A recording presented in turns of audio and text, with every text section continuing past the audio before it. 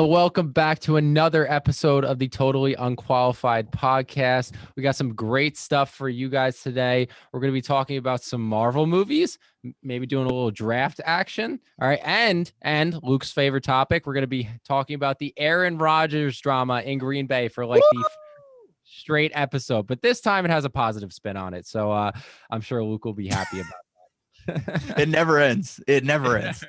All right, how you guys doing today? Absolutely phenomenal. Yep. Doing great, man. Hanging in there. All right. You guys ready? You guys ready for the Guess That Player? I gotta get Go. it. Got to. All right. What's the score now? It's 4-3 to 4-3 to 4-3 to 1. OG failed me. Oh man. Drew Holiday was tough. I gotta say, Drew Holiday was tough. I did not know he went to UCLA. I don't know how I pulled that out of my ass. Yeah. Honestly. I had no idea. And then I went back and I watched the episode again and I was like, oh shit, Gage said point guard. And I freaking guessed Kevin Love. And I was like, oh my, I must have looked like such a dumbass to people. I just want to make this announcement, guys. I know Kevin Love is not a point guard. Okay. I apologize. I didn't hear that. So, all right, let's just get back into it. All right. So this time it's going to be an NFL player. All right. Okay. Defensive player, just to narrow the field down. He played at Wake Forest. All right. No, any. All right. Second round pick in 2018.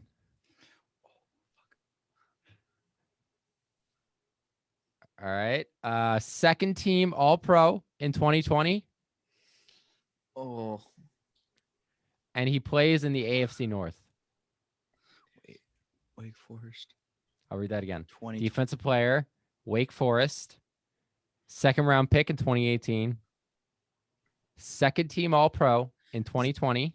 Is it Jesse Bates? It is Jesse Bates. Oh my gosh. Let's go. Gage. Let's man. go. I'm just trash. In the Gage lead. just now. falling behind so much. All right. Luke's tied with me now. 4-4 to 1. Let's go. Oh man, we got to get one of our guests to get some points on the board now. Yeah, we need to you're- expand That 4-1 comeback. That'd be Coming so to that. funny if a guest wins one day and then Gage is just tied with somebody that's not a regular on the podcast forever. Oh. All right, let's get right into it, guys. We're going to be starting with the draft. So Gage, you want to kind of explain how this is going to work? Yeah. So I came up with this idea earlier. And basically the way it's going to work is that we are going to do in a randomized order, the three of us, a snake draft where we are selecting NFC teams, but we're only allowed to select one team per division. And the goal is to basically make a super team. We are trying to make the best team possible. So for example, if I were to take the Saints and we need some help on defense in our secondary or something like that, and then I am like choosing the NFC North or something like that, and I take the Packers for Jair Alexander. Basically, we're just trying to make the best possible team. And at the end of it, we're probably all going to have great teams. But then we're going to run a Madden simulation post-show and give you guys the results of that to see whose team comes out on top. I'm with that. I love it. All right, so do we have an idea who's going first? I did randomize it prior to the show, and the order goes Luke, and then myself, and then Jake. All right, that's fair. And we're starting with, I guess. We're starting with our base team, right? Our base team is our favorite team. So I'm starting with the Packers. So now I could go, like NFC West, for example. Want to start with that? All right. You can do that. So we need linebackers, right? Need some off-ball linebackers, inside linebackers. And now this is tough. Because I could go with a Bobby Wagner type player on the Seahawks, perennial All-Pro, or I could go with Fred Warner. And you can't take the Seahawks because Seahawks are my base team. Oh, so we can't. Yeah. You can only choose teams that others haven't selected. Oh, okay. So Packers, Saints, and Seahawks are off the board. Okay. Well, I was gonna go with the 49ers anyway. Oh, all right. That's good enough. I will You're take lost the anyway. So combining that, maybe get a George Kittle on that team too. Whew. Oh, whoo. Okay, so then on to me, I guess. And NFC West, NFC East, pop over to the NFC North, maybe. This is tough. I think I'm gonna go to the NFC East first, which might surprise some people, and I'm gonna take the Washington football team. Here they've got some good receivers, and we're hurting there right now. They're great defensively. I think that would help us out in our secondary. I think that'd be great. Damn, you stole my pick. Oh, That was a good pick. That was a good pick. Mm. Oh man, now I'm stressing here. All right. I gotta think. Okay. You know what? I'm just gonna go with the Super Bowl champions. I'm gonna go to the NFC South, and I'm gonna take the Tampa Bay Buccaneers. I mean that D-line, that defense just in general is just studly. So you pair Devin White and Levante David up with Bobby Wagner. I mean, that's money all day. Sure. Wow, I can't believe that wasn't the first pick. I'm stupid. Yeah. I'm stupid. Mike Evans, Chris Godwin on that team. Yeah, too. yeah, exactly. And then Jake, it's a snake draft, so you're gonna start the second round. You shoot. get to take Okay. another team. Ooh, okay. Let's go. This is tough, man. Damn. All right. I gotta think of the teams. NFC North. We could go with maybe some. I mean, at this point, you're pretty much just reaching for players now because you Yeah. kind of have a stacked team. Yeah. So now I gotta think of like.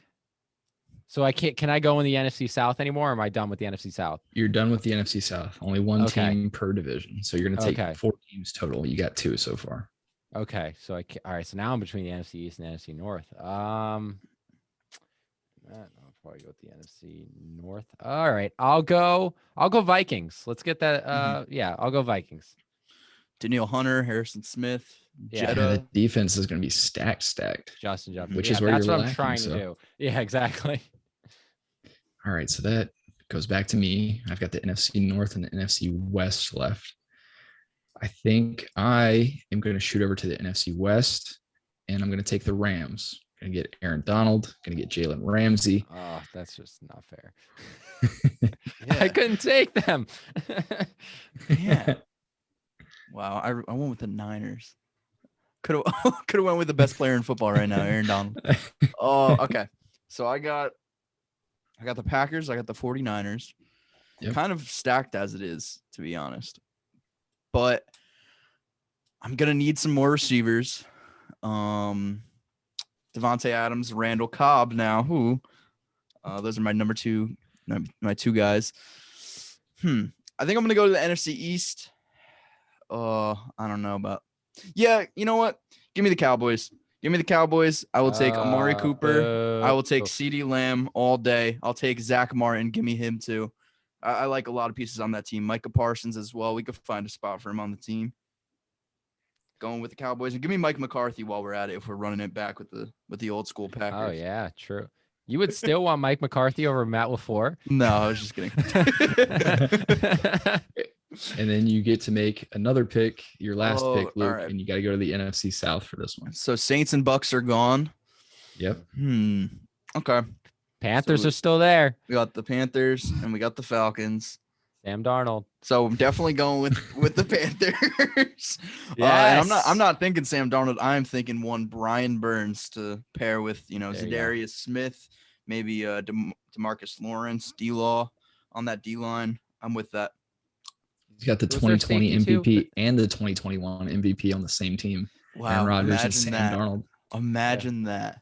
Who was the Panthers safety that showed out this year? The rookie? Jeremy What was Chin. his name? Jeremy Chin. That's Mhm. it. Yeah, you get him too.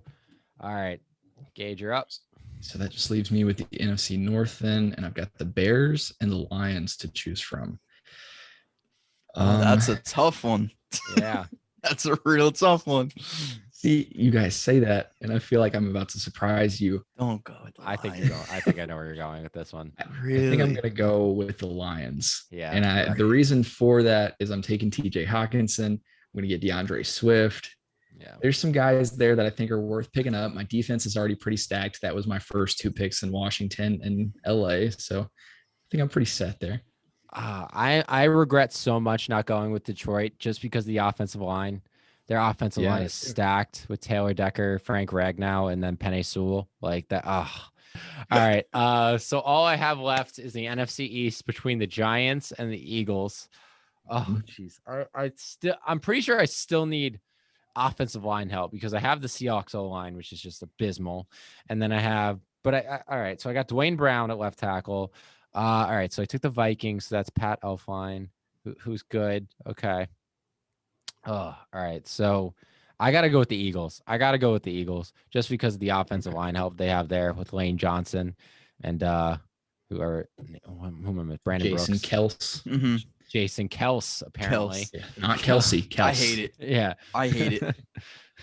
Feels That's dirty to say it. All right. I'm happy with that. I'm happy Mhm. with that. I'm happy with that team. Yeah, I'm pretty solid. I think I'm good there. I just Yeah. wrote all my skill position players down. My offense consists of Aaron Rodgers at quarterback. We got Christian McCaffrey at running back. Totally forgot about him. He just slipped through my mind. Aaron Jones, 2 at the 2. Devontae Adams, Amari Cooper, DJ Moore, CeeDee Lamb as our 4 wide receivers, and then George Kittle as our tight end. That looks like a stacked offense to me. You know what's really bad is that I wasn't even thinking quarterback that whole time. Like I'm just putting my faith in Jameis Winston. What is wrong with me? I've got Ryan Fitzpatrick, Andy Dalton, and Matt Stafford. Matt Stafford. There you go. Yeah. Or All right. Taylor That's Heineke. not too bad. Taylor Heineke's. Yeah, totally. Bucks All killer. right. So now we're gonna do a little that's gonna be all of our teams are gonna be put together by Elspeth, and he's gonna simulate it in Madden, right? Yep. And All whichever one comes out on top, we'll go on to, we're going to do the same thing next week for the AFC and draft that way. And whoever comes out on top in each of those, they're all going to face each other. Those 2 teams will face each other, and we'll see who's victorious, whose team is the best. And I was saying to Gage before we started the show, we should definitely make a team with all of the teams that we didn't pick from as well. See how well or how bad that team would do. Yeah. And that'll be the TU crew team. They The just get TU all crew scraps. team. You will Yes. come in 4th place. Yes. TU Crew's better than- yeah. Oh my god. All right. Imagine So Luke, you wanna start us off with the your opinion on the Aaron Rodgers drama? Oh my gosh. Wow. Just what a couple days. What a couple days. First, all right, like 3 days ago, Devontae Adams and Packers management break off all contract talks. It's looking like he might not come back. He posts something on his Instagram saying that it's going to be the last ride, as well as Aaron Rodgers. He posts that. And then Zadarius Smith, there's information that came out on Twitter that he wants to be traded because he doesn't think he's going to be there past this season. He wants more security. And then through it all, Aaron Rodgers shows up to training camp. They struck a deal, restructured his contract a little bit. I'm not surprised. I'm a little surprised that he showed up for training camp because I didn't think this problem was going to get resolved just like that. I thought this was might have had potential to leak into the season. But I'm glad he's back. Obviously, the reigning MVP, 48 touchdowns, 4 picks last year. Crazy.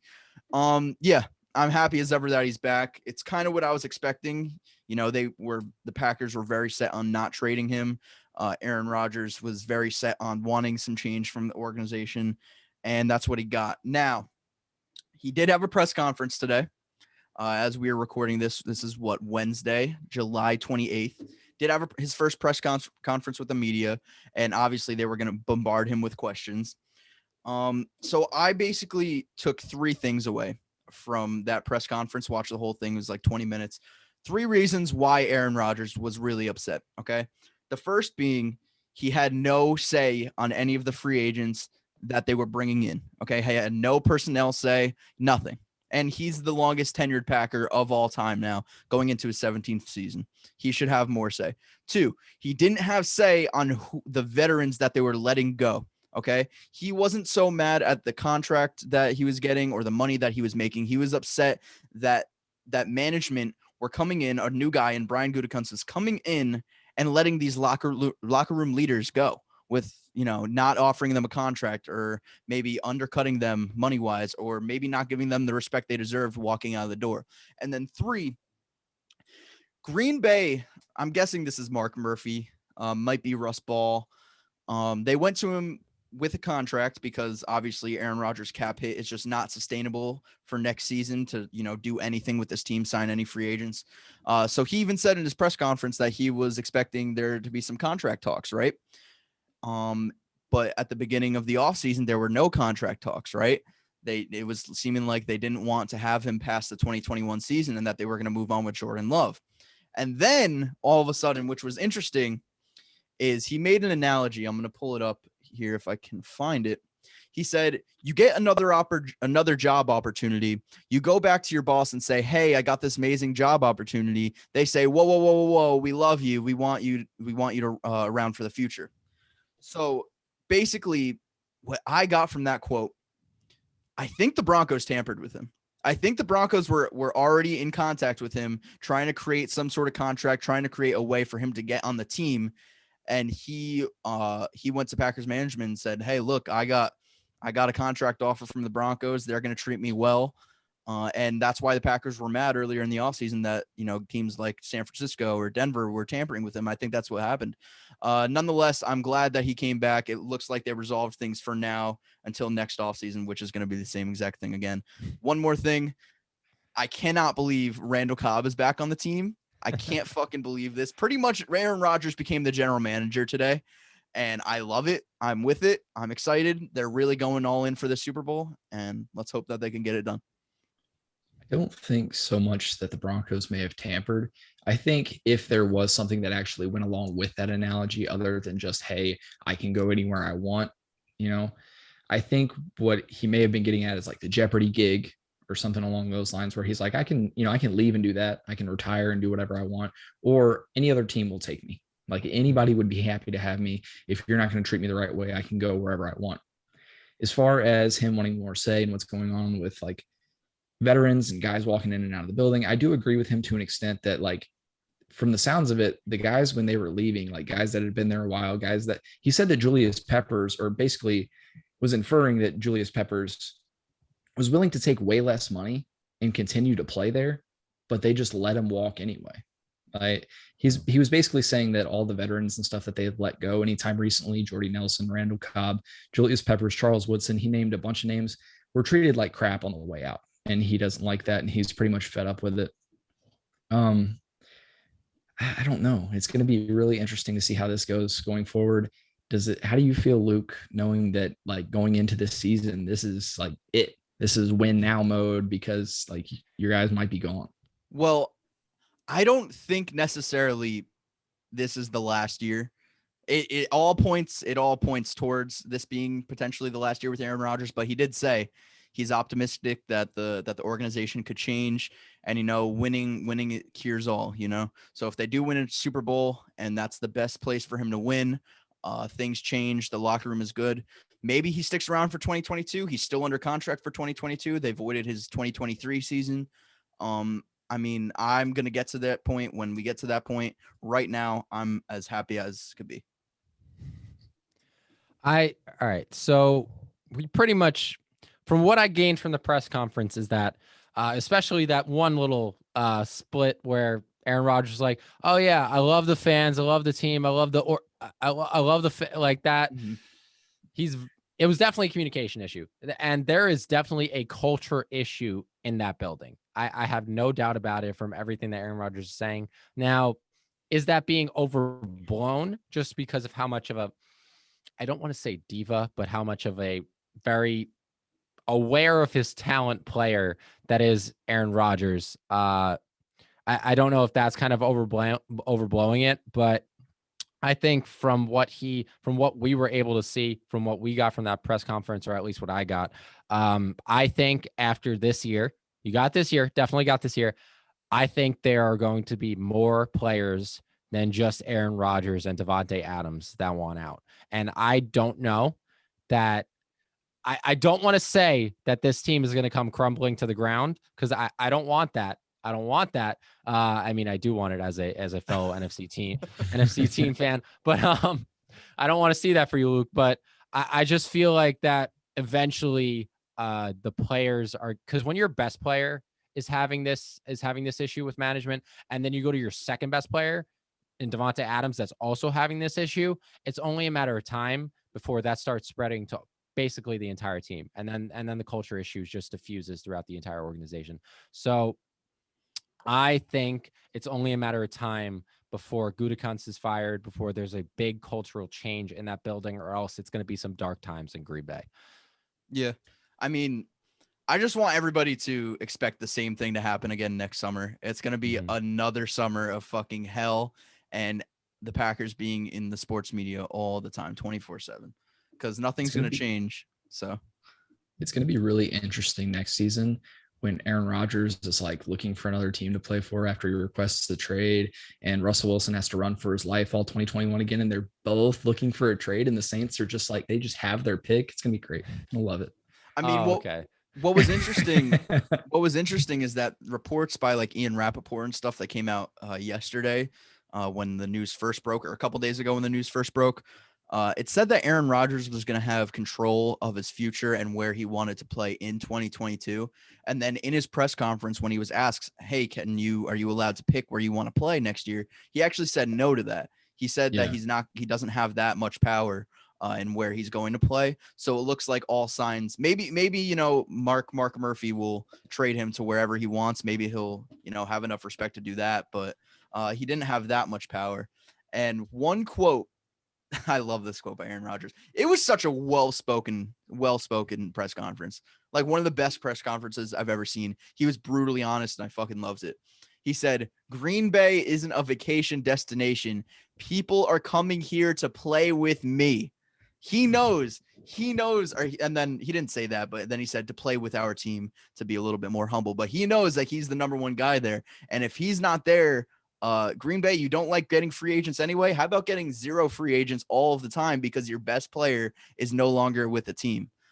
So he knows just how much he's worth to this organization. Year 17, like I said, he breaks that tie with Brett Favre and Bart Starr, the infamous 16th season. He's going into year 17, breaks that, means a lot to him.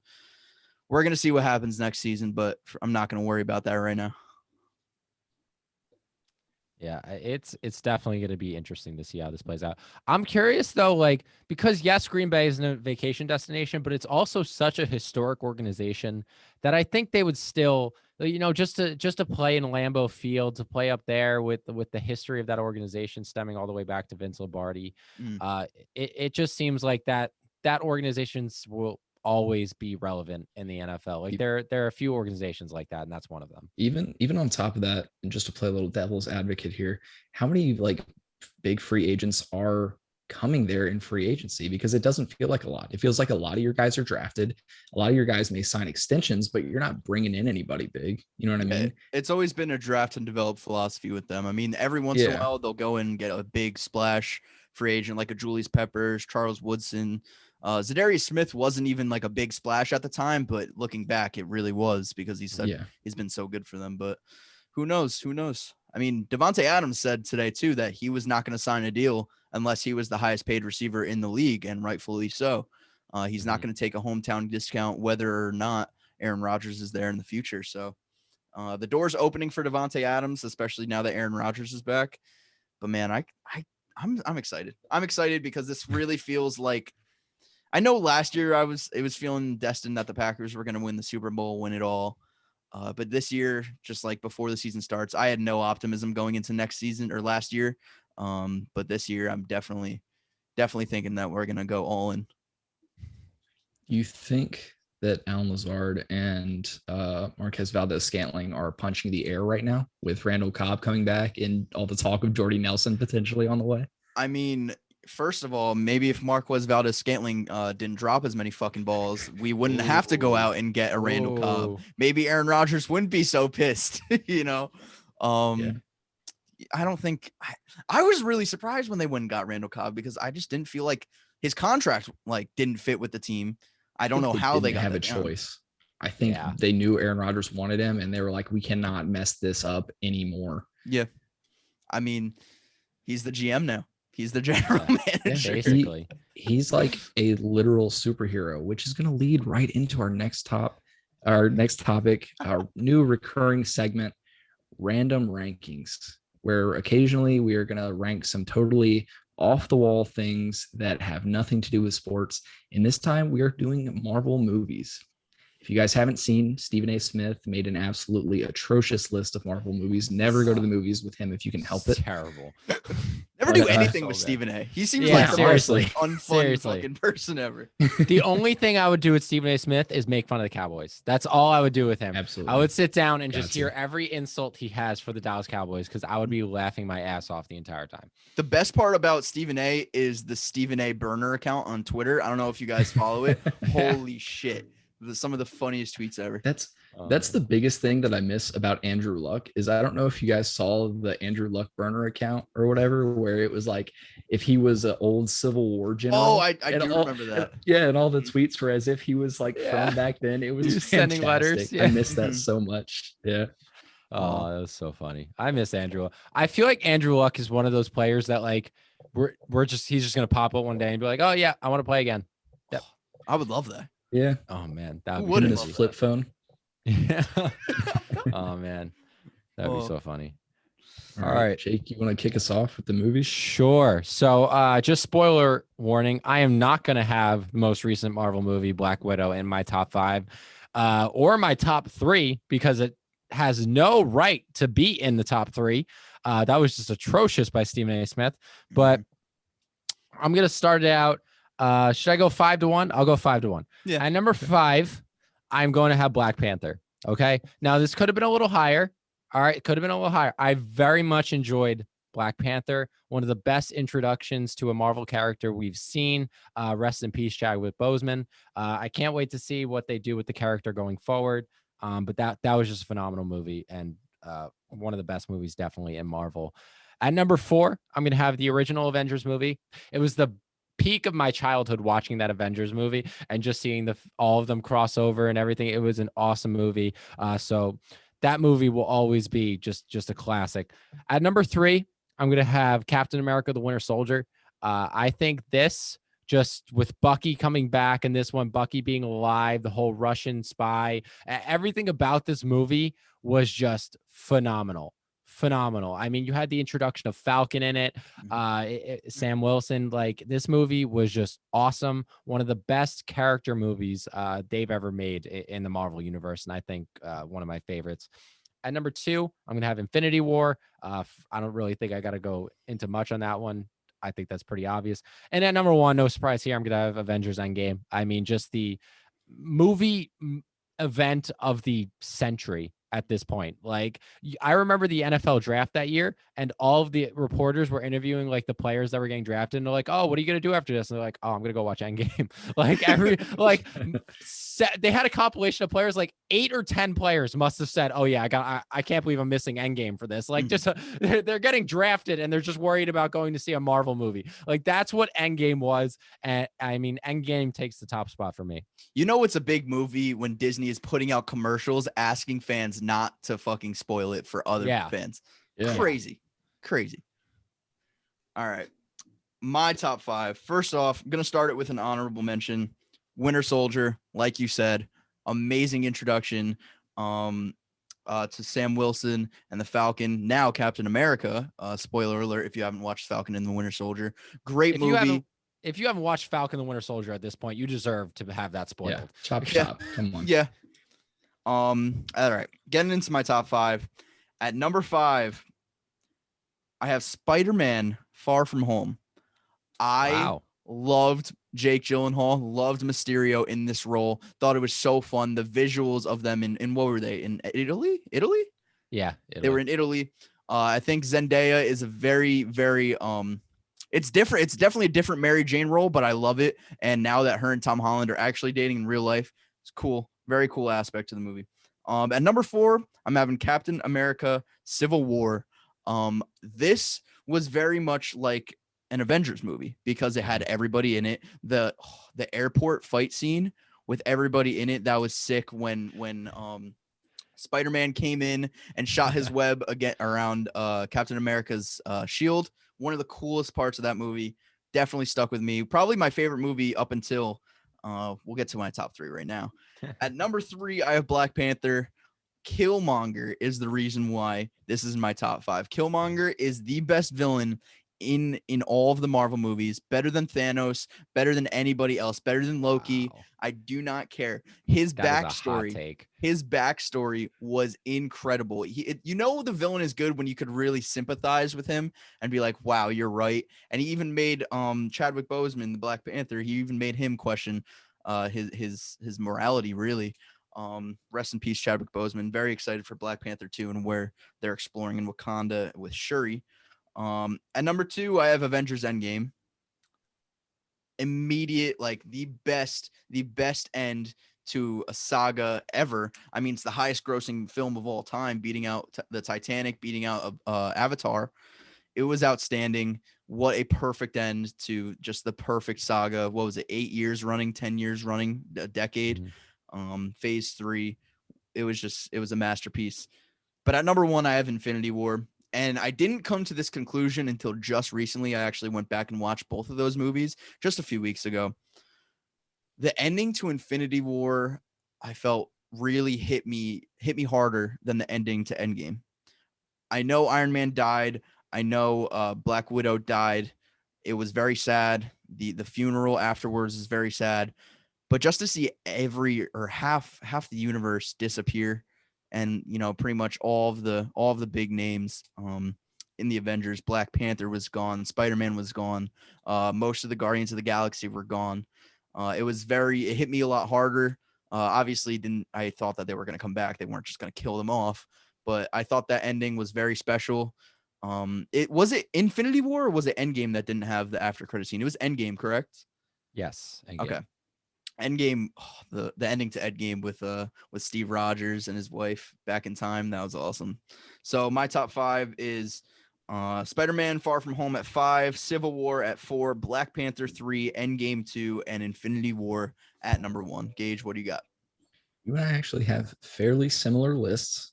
Wow. At number 5, I have Captain America: The Winter Soldier. And I know that may sound a little bit low, but very good movie. Great action scenes, some of the best action choreography in all of the MCU, in my opinion. Just the constant hand-to-hand combat and stuff like that was great.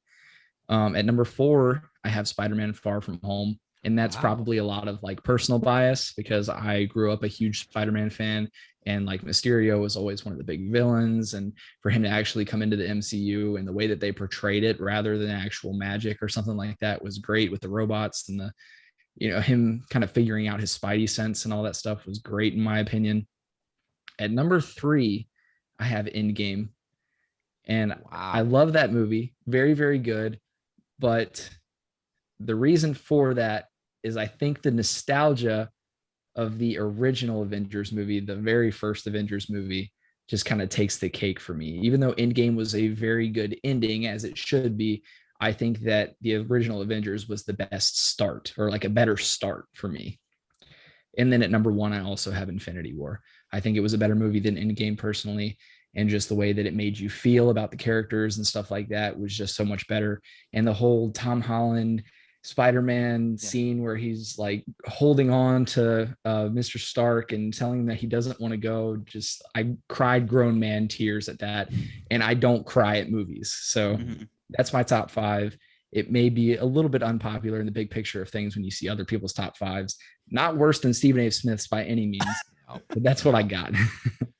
Gage, I'm interested. So you said you're a huge Spider-Man fan. Rank the 3 Spider-Mans for me. So like Tobey Maguire, Andrew Garfield, Tom Holland. Yeah. For me personally, I think, oh man, it's so tough. It's such a great conversation. I see people on like TikTok and stuff having it all the time. Is Andrew Garfield last? Can we agree? He has to be. He has to be. All right. And I feel like it's less his fault and more just the way the movie portrays the character. It's like the cool kid kind of I feel like Spider-Man needs to be a nerd. You know what I mean? Yeah. So I would have to say I like Tom Holland's Spider-Man. I think I'm going to have to put him at 1. Then I would put Tobey Maguire at 2, and then Andrew Garfield at 3. I feel like Tom Holland's just such a natural fit for that role. He looks young, and he plays the role perfectly. And what a lot of people don't understand is that he's supposed to be a younger Spider-Man. Whereas Tobey Maguire is on his way out of high school and stuff, and Tom Holland is just kind of starting high school. So Yeah, and I think like the hard thing about like ranking those Spider-Mans is like it's not necessarily that like Tobey Maguire was like a better actor, was a better Spider-Man. It's just the nostalgia of the Tobey Maguire, Sam Raimi Yeah. Spider-Mans is Sam like Raimi's because just such a that's great director too. oh yeah, so good. And he's directing Multiverse of Madness, I believe. Doctor Strange. He'll be directing that He's one. yeah, Um that's gonna be crazy. yes. I've never been more excited for a film in my life than I am for Multiverse of Madness. Every single Marvel movie, like everything they talk about with the shows that are coming out now, with the Mhm. movies that are coming out, everything is talked. They're all like, oh yeah, that's all going to be talked about in the Multiverse of Madness. Like that is the key movie to what's coming next in Yeah, Phase 4 and Phase 5 it feels going forward. almost like a second coming of Captain America's Civil War in a way. Basically, Yeah, yes, and yeah, it's also really wild that like we're only 4 months out from the next Spider-Man movie, and we haven't gotten like anything yet.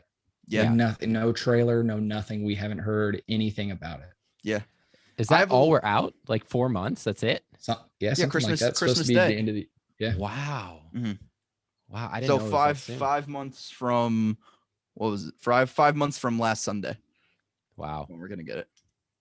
So I have a little bit of a hot take.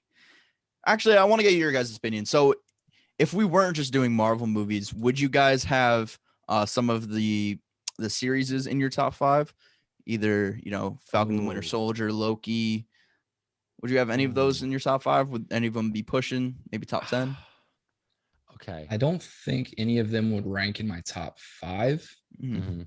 Hmm. Loki, I think, would be pushing it. I think it would be top 10. It'd be pretty close because it just the way that it really expanded the universe and is Mhm. setting up everything that's about to happen. I love it. And I love Loki as a character. So that would be pushing. It'd be like in top 10 probably, but not top 5. No. Because I agree. if I agree. if we were including series, I think WandaVision might be in my 5 Mhm. spot. Just because it was so different, not even just like from Marvel movies, not even just Yeah. from anything Disney. It was just such a different show in general from anything Yeah. else. It was so unique from the way that it progressed through the 60s, the 70s, and up until 2021. I loved it. I loved everything about it. I did like Loki. I thought it was better than the Captain and the Winter Soldier, or Falcon and the Winter Soldier. Well, it's called Captain and the Winter Soldier now, right? Yeah. At the end. Yeah. Yeah. Mm-hmm. Yeah. There's going to be a season 2 of that, Yeah. by I the way. don't. Really? Yeah. There's going to be a season 2 of that. And there's going to be a season 2 of Loki, apparently. Loki, yes. I don't know. WandaVision's the only one that's not coming out. So WandaVision, because they called it the series finale when the last episode of WandaVision came out. So I don't think there's going to be season 2 in that future. It's so weird. How do you think they're gonna do that? Because it feels like it's organized in a way where it's gonna lead up to events that happen in the movies. I don't know how they like work out with season 2. I think the biggest characters that we're going to deal with in like the multiverse of madness and stuff like that are Wanda, Mhm. Loki, Doctor Strange, obviously, and Spider-Man. So we're getting shows and or movies for all of them. And then I think going into next year, when we start to get further into phase 4, we're going to get more movies, but we're also going to get the second seasons of those shows kind of sprinkled in there as well to explain further. I think the Falcon and the Winter Soldier is supposed to set up like the Thunderbolts and stuff like we were talking about earlier a little more, whereas WandaVision and Loki are supposed to set up like all the stuff going on with the multiverse. Mhm. I did not really enjoy Falcon and the Winter Soldier, if I'm to be honest. Really? Definitely my least favorite out of the 3 so far. I would agree with that. It was good. Like none of them have been bad. None of them have been bad. That one was good. But I gotta agree with you that I think WandaVision was the best so far. Because WandaVision, like you've said, it was just so like those first 4 episodes, nobody had any idea what was going on. But Marvel would throw in that like 2 seconds of like, wait, what? Like, and you like what just happened there? Like, and then you'd have to, and then the rest of the episode, you had no idea what was going on. It was just like a normal sitcom or whatever. Like that show was so perfectly made and so different that like I fell in love with that show. Loki was just really good. Loki was just like a really Yeah. good story. I love the character arc of Loki in that one, how he's kind of changed. He's understood. They showed him how he died, and the main Loki, they showed him how the variant how he died, and then he was kind of like, oh, and then he falls in love with whatever the girl's name is. Sylvie. I forget. Sylvie. Yeah. I already Mm. forgot. But yeah, that's gonna be awesome. And then Falcon and Winter Soldier was good. So I think WandaVision would definitely be the one that's pushing my top 5 also. Yeah. But I'm excited for all these. Kevin Feige has like the next 15 years of Marvel just like written down, like It's figured out. crazy. Like, Crazy. so we have no idea how this is all going to connect, but he already knows how Phase 7 Yeah, is I gonna think connect. about that sometimes, and just like we're constantly wondering like, where does this go from here? What's going to happen next? But they just have it all planned out. Like they know how this is going to connect to that, and it's just insane. So my only gripe with Loki is that we didn't get to see Mobius on a jet ski. Yeah. What the fuck was that? Maybe that'll be the after credit scene of like Loki season 2, but I need to see Owen Wilson living life on a jet ski. That's all he wanted to do. I'm sure when he got captured by the TVA, spoiler alert if you guys already don't know about Loki, I'm guessing he was some sort of, maybe a mechanic, maybe he just liked riding jet skis or whatever. I needed to see that. I need to see that in an after credit scene or I will be pissed. I will say the second Deadpool comes out with a movie, like the second Deadpool is introduced into the Marvel universe, that's gonna be my favorite movie. Like the second that happens, Deadpool, right? yeah, it'll be Deadpool 3. Mhm. But he's gonna get introduced. He's gonna He meant the introduce second as in time, not the second as in like the second movie. Okay. Yeah, like the second he gets introduced. He technically has, because they had that commercial that came out. The commercial with Korg. Yeah, Yeah, so like that was so funny. Ryan Reynolds said that's kind of that's like his in right now, Yeah. which is of course the most hilarious Deadpool way to do it. But we'll see how they actually incorporate him when they do. Yeah, I'm really interested to see X-Men, how they incorporate the X-Men into this all. Maybe Hugh Jackman comes back as Wolverine. That might be a thing with now the multiverse is introduced. I cannot wait. My personal favorite, the Fantastic Four, have been my favorite since I was a little kid. Yeah. Those movies were god fucking awful, and I know that because I watched them back a couple last year. Those movies were terrible. I don't know why I loved them as a kid. Oh no, I know why, because Jessica Alba, smoke show, when I was a kid. Absolutely. So I was just about to say that. I hope literally just Jessica Alba. Literally, I hope they get John Krasinski as it would be so good. John Krasinski and Emily Blunt. Mm-hmm. Could you imagine if what's his name, Chris Evans just plays Johnny again? Just like he's a variant. Yeah, exactly. He's just, oh my god, that would be so funny. Holy shit. They could find a way to do it. They could. They For sure. say he's a variant exactly like that. With the CGI and like the technology nowadays too, the thing is gonna be wild. Oh, so good. He's gonna look good. Oh, him and man. Abomination when we get him. Yeah. I could talk about this for hours, but we do. This is a sports podcast, believe it or not. All right, guys, that's enough Marvel talk. Now we're going to be getting into our AFC predictions. We did NFC last week, so now we are going to do AFC. So we're going to go division by division, and we're going to give what rankings we think they're going to finish off with. And also in each division, we're going to give our MVP of the division and which player we think is going to break out. So let's start with the AFC North. Gage, what you got? The AFC North, going from bottom to top, I have got the Bengals, then the Steelers, then the Ravens, and then the Browns finishing on top this season. For my MVP, I've got Myles Garrett, and for my breakout player, I've got Najee Harris. Ooh, I like that. I like that Myles Garrett pick. I don't know about Najee Harris though, because I just hate the Steelers' offensive line this year.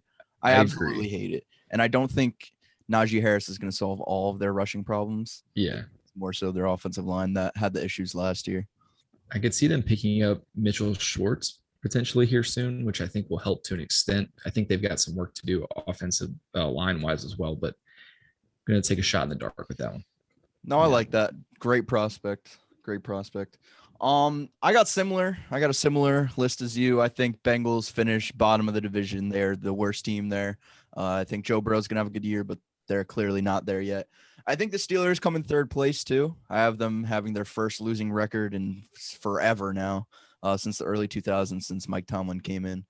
I just don't think they're a very good team at the moment. I love their defense, but that's about it. I'm not going to predict Ben Roethlisberger to get better at age, 39 now. I don't think he's going to improve.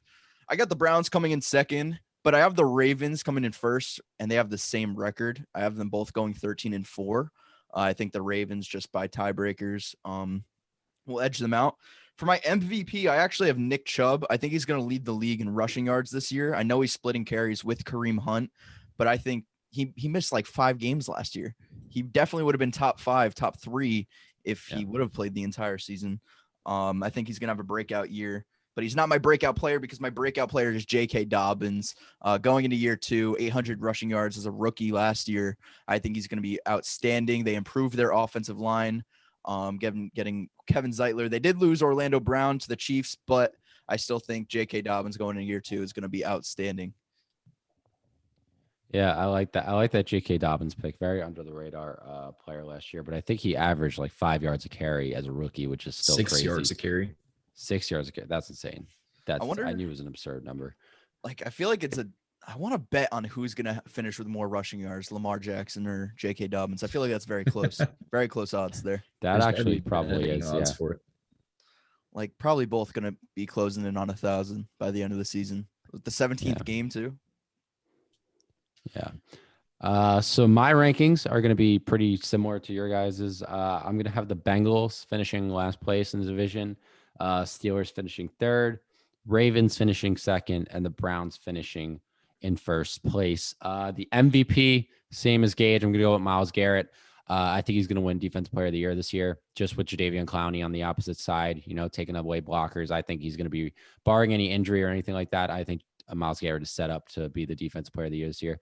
And the breakout player, I'm going to go with Jamar Chase. I think Jamar Chase is as NFL ready as any receiver we've seen come out. He already has that chemistry with Joe Burrow. I'm expecting a fully healthy year from Joe Burrow. And between that chemistry and just how good Joe Burrow and Jamar Chase are individually, I just think Jamar Chase is going to kill it this year, similar to what Justin Jefferson did his rookie year. We want to talk about chemistry. I was going to pick Jamar Chase, but I felt like someone else was going to pick Jamar Chase. I'm glad that you picked him. I went with J.K. Dobbins there. That's some chemistry right there. I think Jamar Chase is going to be outstanding. They have a really good group of receivers there in Cincy. Like, they really do. I was going to pick J.K. Dobbins, but decided to go Najee Harris instead because I thought somebody was going to pick J.K. Dobbins. Let's go. I was going to pick Najee Harris, but I felt like one of you was going to pick him, so I went Jamar Chase. That's great stuff right there. Look at that. That's awesome. That's awesome. All right, let's go to the AFC South. What we got with that? All Gage, right. you start off. For the AFC South, I think it's a no-brainer that the Texans finish last. Then although the Jaguars have improved a lot, I've got them 3rd. And then this may be unpopular to some people, but I've got the Titans finishing 2nd, despite the upgraded of the offense. And then I have got the Colts finishing 1st. And then my MVP and breakout player are both from the Colts. I've got the MVP being Jonathan Taylor and my breakout player being Paris Campbell. I love that MVP pick. Love it. Love me some JT. I love the Paris Campbell pick. That's a very under the radar receiver. He was awesome at Ohio State, and I think he's going to be awesome for the Colts this year. Yeah, especially just both their receivers. I mean, Michael Pittman too. Michael Pittman really came on at the end of his rookie year there. T.Y. Hilton's still chugging along there as well. Yeah, he had a kind of a down year last year. I hope he could bounce back from that. Yeah. I mean, he's getting to that age now. I wouldn't expect it, but yeah. No, I like that though. See, for the entire offseason, at least after the Colts traded for Carson Wentz, I thought they were going to win the division. And then the Julio Jones trade came along, and that sort of messed up everything. So my rankings are a little bit not the same, similar to the AFC North. I got the Texans in last place. I think they're probably the worst team in the league, especially without Deshaun Watson there. Who knows what's going to go on with him? Jaguars come in 3rd place. I think they are improved, but I think it's a little bit of a shit show right now. But I am so excited to watch them. They should get a Sunday night game. They're way too entertaining not to get a Sunday night game. I got the Colts coming in 2nd. I think they make the playoffs. I think I have them going 11-6. I think Carson Wentz has that comeback, a player of the year sort of season. And then I have the Titans going 13-4. I think they're going to be one of the best teams. All right. Now I'm going to go with my breakout player first. I think it's going to be Davis Mills, just because I feel like they don't really have anybody else. I really don't think Deshaun Watson's going to play this season. He'd like to tweet the other day. Someone tweeted at him, "Hey, if you're playing the season, like this tweet." He did like that tweet, but I don't know if that's really an indication whether or not he's playing or not. Maybe it is, maybe it isn't. But Davis Mills out of Stanford coming in there, he's going to be that number 1 guy. They don't have a great group of receivers there, but I think just in terms of like who else do they have, I think he's going to be the breakout player. And my MVP, not just of the AFC South, of the entire fucking league, is Ryan Tannehill. I love him this season. Julio Jones, A.J. Brown, Ferkser they got. I think Derrick Henry is going to get his, but I feel like Julio Jones and that passing offense is going to take a little bit away from their running game. I love Ryan Tannehill this season. Yeah, No love for Tyrod Taylor. No love for Tyrod Taylor. Absolutely not. Oh man. All right. So for mine, again, gonna have the Texans in the basement. Sorry. I mean, they're just a dumpster fire this year. Gonna have the Jaguars in third, Colts in second, and Titans winning the division. So with my breakout player, I'm gonna go with DJ Chark. DJ Chark finally has that, I mean, really super talented quarterback that can get him the ball consistently in Trevor Lawrence. And he's just been a player that is so uber talented. And I've just been waiting for him to break out. I think he's had 1,000-yard season already. Yeah, he made a Pro Bowl. Made a Pro Bowl in 2019. Yeah, I think he can really establish himself in that discussion for a top 5 receiver in the league. That's how talented I think he is, with the talented quarterback that is Trevor Lawrence. And then my MVP, until anybody proves me otherwise in this division, I'm going Derrick Henry. I mean, 2,000-yard rusher, one of the best running backs in football, arguably the best running back in football. I just can't make it anybody else until somebody steps up and shows me it is somebody else. I mean, yeah, can't argue with that. 2,000 yards last year, like you said. I don't think it's going to happen again this season. I just don't think back-to-back 2,000-yard seasons. But Derrick Henry proved me wrong in the past. So, I mean, anything's possible. Yeah, I don't think Derrick Henry, goes for 2,000 again either. But I do think that he's not going to fall off a cliff or anything like that, anything crazy. But I do really like both those picks. I think that DJ Chark, despite this isn't just my bias coming out, but he gives me Michael Thomas vibes in the way that he plays and just his size. So if he can play up to that kind of level, I think he is more than capable of breaking out. I guess I didn't realize how tall he was. How tall is he? Like 6'3", 6'4"? How tall is DJ Chark? Let me look that up. DJ Chark. While you look that up, let's move on to the AFC East. 6'4". Oh my God, AFC East. I just had a little lisp there. I don't know where that came from. Gage, you want to start us off with the AFC East? Yes, sir. At the bottom, I have still got the Jets. I don't see them improving drastically, no matter what Nate Burleson says. He has them getting 10 wins, which is just preposterous. That's ridiculous. At Does 3, he I've got really? the Dolphins. Does he really? He said that he the expectation for them should be 10 wins, not just, we shouldn't let them slide by with, they should just do as good as they can. They should just be competitive or anything like that. He says that they're reminiscent of the Dolphins from a few years back, where they bring in Brian Flores and they bring in all these free agents and stuff, and then they see this big improvement. But no, the Jets are still not going to be great. Then I've got the Dolphins. Then I've got the Patriots with all the free agents and everything that they picked up this offseason. And then I've got the Bills finishing first again. And both of my players are going to be, again, from the top seed. And the MVP is going to be Josh Allen. And my breakout player is going to be Zach Moss. I think that run game can improve drastically still, even with the running backs they have. And I think that Zach Moss is going to take a step up. I mean, he's going to need to, because the Bills have not had a good running game since Shady, and that was like 5 seasons ago. I think it's more because of their scheme than it is the actual running backs, though. I think the running backs are perfectly capable. And I think that the O-line, is part of the issue as well, but we'll see. Yeah, I like that pick. I like the Zach. I was thinking Zach Moss, but I decided to go in a different direction. Yeah, they definitely have a dynamic duo right there in Zach Moss and Devin Singletary. Yeah. Little thunder and lightning there. So my East is looking pretty similar. Jets are at the bottom. They're in the basement. They are a poverty team, poverty franchise. I don't like Zach Davis, Zach Wilson at all. I think they got the right coach now, and Robert Saleh. I really do. I feel like he is that Brian Flores sort of coach, going to bring a new culture to the Jets that they haven't had since, Rex Ryan was there.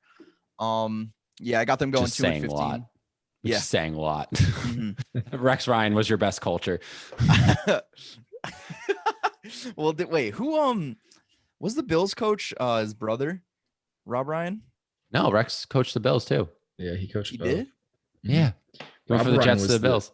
Rob Ryan was there with him on the Jets. I Yeah, believe, he was as the defense defensive coordinator. coordinator. He was a defensive coordinator for us for a while too, but then we fired him because we sucked ass and went 7-9 3 seasons in a row. So I remember those days. I remember Yeah. those days. In third place, I got the Dolphins. I think this is gonna be a competitive division because I got Dolphins in third place with a winning record. I think Tua's gonna improve, but I just feel like how competitive the division is. I think they'll probably lose to the Patriots twice. They might lose to the Bills twice. Then I got the Patriots in second place, going 10-7. I think they make the playoffs. They added way too many free agents just to be shitty again. Bill Belichick's not going to let that happen. They added pieces everywhere. I think Cam improves. I don't know if we actually end up seeing Mac Jones this season. Probably will, and I'll probably end up being wrong. And then the Bills are the best team in this division.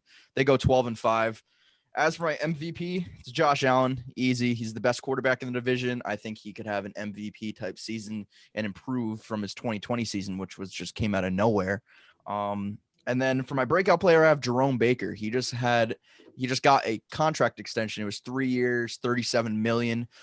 He's great in pass coverage. He's great at rushing the passer. He could do it all. I think he's going to end up being the leader of that Dolphins defense, especially if they end up trading Xavier Howard, which it looks like they might. They're in some weird contract situations there. Yeah, I love that Jerome Baker pick. He's a linebacker that does not get enough credit around the league. He doesn't get talked about enough. And I mean, they do have a pretty good depth at corner there to be able to get rid of somebody like Xavier Howard. I mean, they just drafted Noah Igbenogany last year, and then they got Byron Jones coming in. So fun name to say in football, by the way. Igbenogany. Yeah. I think that Tagovailoa. Yes. Yeah. I think that Jerome Baker is a little overrated, to be honest, especially in coverage. I think that his eyes tend to get locked on the quarterback, but he doesn't follow the quarterback well despite that. And I feel like because of that, he's kind of slow to take a step on the receiver. I just feel like he's one of the more versatile linebackers in the NFL, and that's what I really appreciate. When you could, get 7 sacks in a season, but still have like 100+ tackles and be decent in coverage enough, like be able to cover tight ends. You could really do it all. Similar to he's kind of like a two-buck Chuck version of Devin White in a way. You know how Devin White had like 10 sacks last season. He's good in coverage. Nowhere near as talented. Like, don't get me wrong, but I feel like they're similar in a way. I think that Jerome Baker could step up. I think he's got potential for sure. I think that he actually needs to take that step in order to be able to get there. Well, he has the contract now, so he's going to have to. Yeah. Very true. Very true. All right. Yeah. I think this division is going to be super competitive, but I am going to have the Jets in the basement. They just need to dig themselves. They dug themselves a deep hole, and it's going to take a while to get themselves out of it. But I do agree and think Robert Saleh is the coach to do that. And third, I am going to have the Dolphins, just because. It's going to be a super competitive division. I do also think the Dolphins are going to have a winning record. Brian Flores is doing a phenomenal job building this team back up to relevancy. I'm not sure their fate lies on Tua. I'm not ready to say Tua is going to be a superstar. I'm also not ready to say that Tua is going to be a bust. I think Tua still has a lot to show us, a lot to put on film, and this year is his prove it year for me. And I don't think anybody should judge him until we get enough film on him this year to really be able to make that judgment. Well said. In second, I'm going to have the Patriots. Again, like you guys said, too many free agents for them to be bad. Bill Belichick is not. I cannot see him having a losing record 2 years in a row. That is just not something the greatest coach of all time would have happen.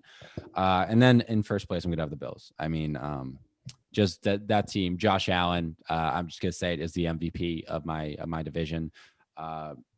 He's a superstar in the making. That Bills team is really, really, really good. He brought them to the AFC Championship game last year, and I think they're set up to be Super Bowl contenders. I get the Bills in first. MVP, Josh Allen. Breakout player, I'm going to go Zach Wilson. Luke, I know you don't like him. I do like him. I don't know. I watched plenty of film on him, and I get he played at BYU. I get the best team he played was Coastal Carolina, but when I just watched the film, he's quick release. He's got a rocket for an arm. He can get out of trouble. He's athletic enough. I just really liked him on film. And I think he's going to prove a lot of people wrong this year. And I think I'm just going to spoil this. Zach Wilson is my rookie of the year pick. So I'm gonna have breakout player be Zach Wilson. I mean, can you be rookie of the year but be last place in the division? Like have a losing record? I mean, just the fact that I think it was the same thing with Baker Mayfield. Baker Mayfield had a losing record his rookie year, but the fact that he brought the Browns from 0-16 to, at least some wins was impressive. Well, I know whoever selects MVP, like they apply records to whoever wins MVP. Yeah. Like you're not going to win an MVP with a losing record, but I don't know if they actually do that with offensive defensive rookie of the year, Justin Herbert wasn't what would the Chargers go this year, like 4-12 or something? No, I think they were a little bit better than that. I think like 7-9. 7-9, I want to say 6 wins, but I may also be wrong. 7-9. They were 7-9. 7-9. Okay. They lost a lot of close ones. They did. You know who's doesn't get talked about nearly enough and doesn't get enough credit is Sean McDermott. He came in, and you want to talk about culture change. He came in and completely changed everything about the Bills. Took them to 3 winning seasons, took them to 3 postseason berths. 9-7 his first year with Tyrod Taylor at the helm. And then who did he have as well? Peterson. Nathan Peterman. Nathan Peterman. I think a little bit of Matt Barkley was sprinkled in there too. A little bit of everybody. And then just to see what they became now, I think he's one of the best head coaches in the league, if not, top 3. Yeah, doesn't get talked about enough. He was one of my choices for coach of the year last season. Obviously, Stefanski ends up winning it, but I think that McDermott was definitely up there. Yeah, definitely a good candidate for it. All right, that leaves the AFC West. Gage, who you got? All right, at the bottom of the division, I have Chiefs. the Raiders. Damn. Wow. Chiefs. I don't think that they improved. I think that they only got worse this offseason. They lose some guys. They pretty much lose their entire O-line. The O-line wanted out. How do you have 3 of your best O-linemen want out of, like, one off the team? There's obviously, a culture issue there. So I think that they're not going to get any better. The Chargers are my 3rd place team, which may surprise some people. I know a lot of people have them doing very well. I still think that they'll be a good team. I think that they could go even or maybe even have a winning record. I think this is going to be a competitive division. And number 2, I have the Broncos. I think that there's still some hope for Drew Lock and his horsecock. And I think that the Chiefs end up finishing first. At MVP, I've got Mahomes because, who else could it be? And for breakout player, I have got Jerry Jeudy. I think that he's going to take a huge step up. I think he's going to fix the drop issue he has. And with Drew Lock playing better, I think that he could have a great season. I like that. Love that pick. Jerry Jeudy's too good of a route runner, too good of a talent, and be shitty again for year 2. So I agree with you completely, Gage. I think the Raiders come in last place, and not only do I think they come in last place, I think they're going to be one of the worst teams in football next year. Wow. I have them going 3-14. I just don't think. I feel like Derek Carr is never going to get you over the edge. He had that one season in 2016, but he's like above average at best. He's never going to be top 10. He's always going to be in that 16 to like 12 range ish. And I hate John Gruden there. I think the experiment should be over. He has not done shit since being named head coach. Got a fucking 10-year, $100 million contract or some dumb shit like that. He needs to go. I have the Chargers coming in 3rd place as well. I think they're a little bit overhyped. I don't think that they're going to be as good as some people expect them to. I think Justin Herbert's going to be good, but I have them going 7-10. This is the one I'm skeptical about because I have the Broncos going in 2nd place or being in 2nd place with a record of 9-8. But I picked them to make the playoffs last year because I thought Drew Lock was going to have a really impressive season with all the weapons that he had around him. I need to see improvement out of him this year, and I'm really skeptical about that pick because I just don't see him improving all that much. Maybe they get Aaron Rodgers and win the whole thing, but yeah, let's hope not. And then, of course, the Chiefs, best team in football. They go 15-2 in my predictions and win the AFC West. MVP is Mahomes. I wish I could go with someone else, but that's the easy pick. He's the best player in football. And maybe Aaron Donald, but he's definitely the best quarterback in football. And then my breakout player of the year is Kenneth Murray. Was outstanding as a rookie last year. And when you want to talk about high motor players, there's nobody I think of more than Kenneth Murray. He's just nonstop, all action, 100% of the time. Never takes breaks, always playing 100%. I think he's great in coverage. He's sort of a little bit similar to Jerome Baker in a way. Maybe not as good as a pass rusher just yet, but I think he's going to get there. Yeah, I like that. I like that Kenneth Murray pick. He's another up and coming linebacker that really is. I think is going to be a stud going forward. Yeah, I was thinking about going with Asante Samuel Jr., but I still am a little skeptical about him. Mm-hmm. All right. So for my basement team for the AFC West, I am gonna go with the Raiders. I'm not gonna go as drastic as you guys think, though. I think the Raiders stick around, 7-10, 8-9, around there. I don't think they're gonna be as bad. I think this is gonna be a very improved division. The Broncos, I do think, have a just winning record. I think they just get over the hump with like a 9-8 record or a 10-7. But I think I was with you with the Drew Lock pick. I was really excited to see him break out last year, and it just didn't happen. But I mean, the guy's got all the talent in the world. He's just got to make better decisions. Now, I'm giving him a little pass this year just because he had, the COVID offseason. It was a shortened offseason with his first season as a starter. So I do think that hindered him a little bit. I don't think that helped a lot. So I'm giving him one more season with these weapons, because he's got great weapons in Cortland Sutton, Jerry Jeudy, KJ Hamler, Noah Fant. I mean, you got insane weapons there. You should be better. Drew Lock, this is your last season to prove it. Second place, I'm going to have the Chargers. Justin Herbert, that team is just so good on paper. I hope they put it together there. They do have a new head coach coming in. I forget, Brandon Staley, I believe it is. So hopefully he can get the best out of the Chargers there, something Anthony Lynn really couldn't do. And then I got the Chiefs in first. I mean, no surprise there. Very popular Super Bowl pick there. Best team in football, arguably. I don't think that's changing anytime soon. My MVP, Patrick Mahomes. I literally can't go anybody else until somebody proves it. I mean, he's the best player in football right now. So I got to go Patrick Mahomes. Breakout player, I'm going to go Henry Ruggs. I do think Henry Ruggs is really talented. I do think he's not quite Tyreek Hill, but I think he is a very Tyreek Hill-esque player. And I believe he was injured last year. He didn't have a great start to the season. I don't think he got a lot of reps in training camp because of an injury. I believe, don't take my word for that, but I do think he's going to prove himself to be that number one wide receiver, because he really was super talented at Alabama. We saw that he's more than just a speed guy. He's actually a legitimate wide receiver. He's not just a guy that runs fast. So I hope he can prove that on the Raiders now. And Derek Carr, he's good. He's good. There are teams that would kill to have that quarterback that's, at best top 12 like that. There are teams that would kill for that. And I think Derek Carr is you're not in a bad place if you have Derek Carr as your starting quarterback. And I think the Raiders are going to be a little better than people think. I don't think they're going to be atrocious. So I'm hoping Henry Ruggs can break out there. Yeah, I completely agree. And I think that the AFC West is honestly one of the best divisions in football regarding the quarterback position. Like from the top down, they're doing pretty well for themselves. Obviously, the Broncos are a bit of a question mark. I hope that Drew Lock takes that step up. I think he's capable of that. He's been working with Peyton Manning this offseason, so hopefully that does something for him. Mm-hmm. And even if he doesn't end up playing very well, Teddy Bridgewater obviously has been a bit questionable. He spends a season with the Panthers, ends up leaving them. But I still think that he's a good enough game manager that with all that talent around him, he would be able to win some games with them, especially with how good that defense is right now, or how good that defense is on paper, at least. Yeah, that's one of the reasons why I have the Broncos in second place, is because I think their defense is going to be so good.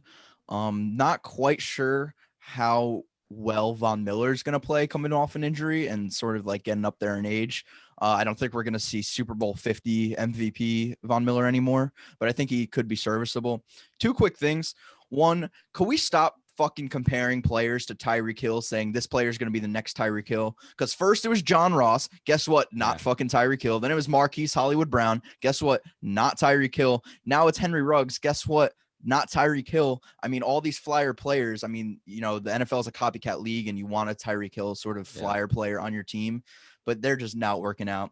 And finally, I have a sneaky suspicion, okay, that if we're going to see an Aaron Rodgers trade, it's going to be to the Raiders, and we're going to get, and the Packers are going to get Derek Carr in return. Because if you think about it, I mean, Aaron Rodgers wants to go to on the West Coast, wants to go to Denver. He wants to go to any of the California teams, maybe a Las Vegas, you know. Derek Carr wants to play with Devontae Adams. Pair those two. I think it just makes a little bit too much sense. That being said, I hope he doesn't get traded. Fuck that. Yeah, I mean, could you imagine John Gruden if he got Aaron Rodgers? Like, I don't want to say on this show what he would do, but I just think he would be very, very, very excited about that. Dude, XY Banana would be fucking crazy. Fucking crazy. Spider Y2 Banana. Oh my God. All right, guys. Thank you so much for listening. We had a great time today, ranking some Marvel movies, AFC predictions. We had the NFC divisional draft. So make sure, if you are listening on Apple Podcasts, to make sure to rate and review us. It really helps us. It helps push us out to even more people, to get more viewers. So thank you guys so much for that. And guys, if you're listening, make sure to go download the Overtime app. It's sports meets social media. It is the best. You will not regret it. And you know what? It supports us and bringing you guys better content. So it's a win-win for everybody. You get to enjoy a great app. We get a little compensation. It's a win-win. And if you want to keep up with us when we don't have a new episode out or you're all caught up, make sure to follow us on our socials. It's at Extra Points for me on TikTok, at football.fanzone for Luke, and at Jake Maltese 3 for Jake. And we also have IG and Twitter for the podcast. So make sure to follow us there. And thanks for listening.